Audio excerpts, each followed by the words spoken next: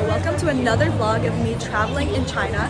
I landed in Guangzhou 2 days ago and now I'm hanging around Tianhecheng Guangchang, which is one of the large malls in this area. It's super fun. I can't believe I'm back in my birth city after 10 years. I'm almost not used to how many people there are. There's a lot of people everywhere I go, especially in the mall. It's a Saturday right now. Absolutely packed here.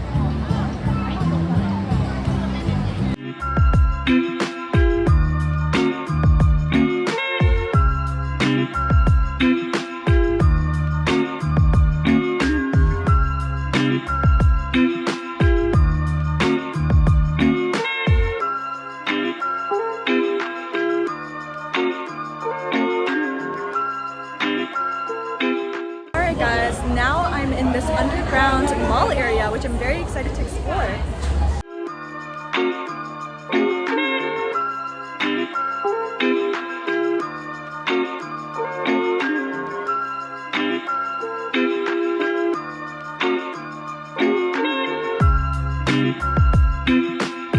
Guys, there's so many people and so many stores playing super loud music that I'm honestly a little overwhelmed right now, but it's still a great experience. I'm having lots of fun. This place is actually never ending. We've been walking for such a long while and there's still a long way to go. But yeah, it's pretty cool. It's literally just like one super long street underground of shops.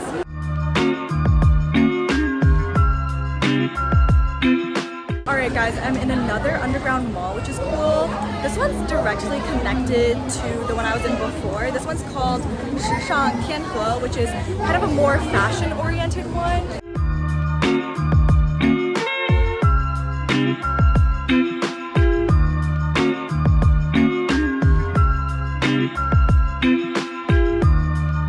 Guys, I got Wasato eyelashes, which I'm very excited about because literally I have been seeing it all over TikTok.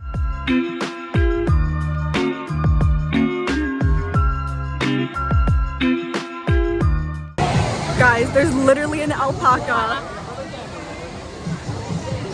Isn't that crazy?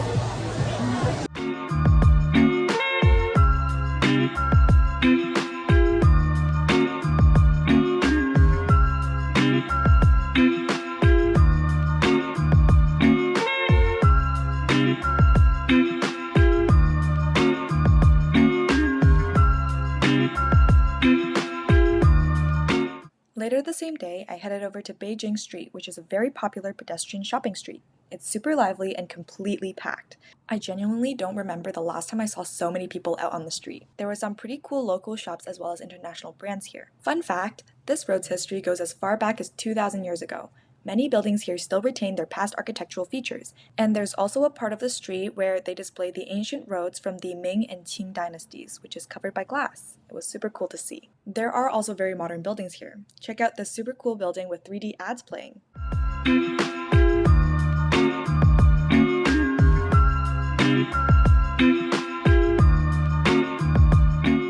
After exploring for a bit more and walking down some narrow streets, I ended up at Dafo Si, which is also called the Big Buddha Temple in English.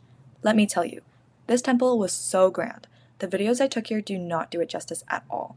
This temple was built during the Southern Han Dynasty, which was more than 1,000 years ago. Soon after I went around to take a look at some of the statues and rooms, the rain started pouring, which I'm not gonna lie, made the ambiance so awesome. It was super cinematic.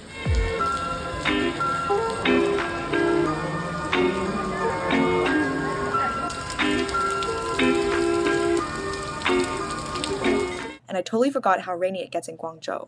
The rain was literally coming down so hard, but I can't complain because I got some pretty good shots with super satisfying rain sound in the background. A week later, it was the 5th day of the 5th lunar month, and that meant it was Duanwujie, which translates to the Dragon Boat Festival. It is a traditional festival celebrated all throughout China, and it was certainly a busy and exciting day in Guangzhou. I went to go watch the pre-race performance, which was really fun despite the huge crowds and the blinding sun. It was so hot that day. The different teams were showing off their flags, and many were lighting firecrackers. I was so glad I got to experience this in Guangzhou. Fast forward a day later, I reconnected with a good kindergarten friend after like 11 years. Our moms are great friends, and so me and him and our moms got together in the evening for dinner. After dinner, we all went to Haixinsha Asian Games Park. The city lights seen from here were so pretty.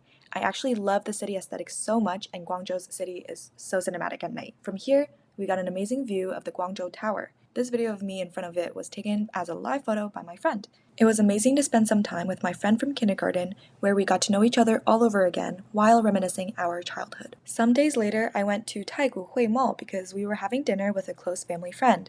The food was so delicious, oh my goodness.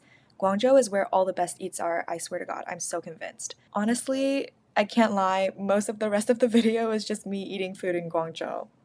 The next day was a big reunion. I met a lot of aunties and uncles who are super close family friends and were an important part of my childhood for dim sum. After dim sum, no one was ready to say goodbye yet, so we all took a quick car ride to go to the Guangzhou Cultural and Art Center. We arrived to a place with very picturesque buildings. However, the weather suddenly switched up and it started pouring.